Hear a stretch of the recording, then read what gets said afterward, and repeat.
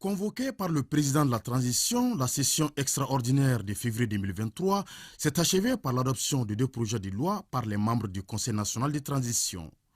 Concernant le projet de loi portant modification de la loi numéro 2022-019 du 24 juin 2022 portant loi électorale, initiée par le ministre délégué chargé des réformes politiques et institutionnelles, cette loi, dans la mise en œuvre, s'inscrit dans une dynamique d'approfondissement et de démocratisation du système électoral.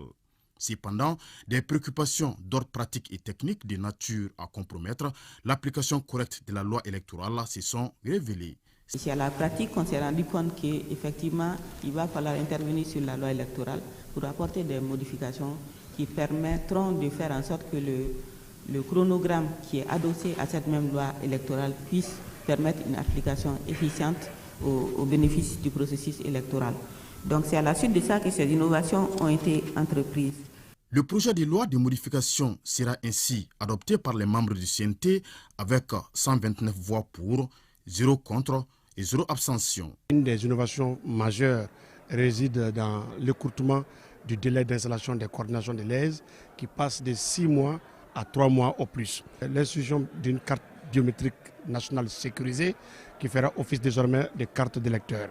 Ça voudrait dire simplement que la carte NINA ne sera plus document autorisé pour les élections à venir, tout comme la carte d'électeur. C'est une seule carte qui va intégrer les 4 cartes qu'on connaissait. La carte d'électeur, la carte NINA, la carte d'identité nationale et surtout la carte consulaire. Aussi, compte tenu du contexte que vous connaissez tous, le contexte sécuritaire, il est admis, en tout cas proposé, que les forces armées et de sécurité puissent voter par anticipation et être déployés sur l'ensemble du territoire national pour permettre aux paisibles citoyens de pouvoir aller, bien sûr, jouir de leur droit fondamental qui est le droit de voter. Et enfin, il y a effectivement la possibilité qui est donnée à tout un chacun d'apporter une correction sur leur carte NINA qui va être la base de confection des cartes biométriques et sécurisées. L'adoption de ce projet de loi de modification de la loi électorale permettra de faciliter l'application correcte de la loi et du chronogramme des élections selon la commission des lois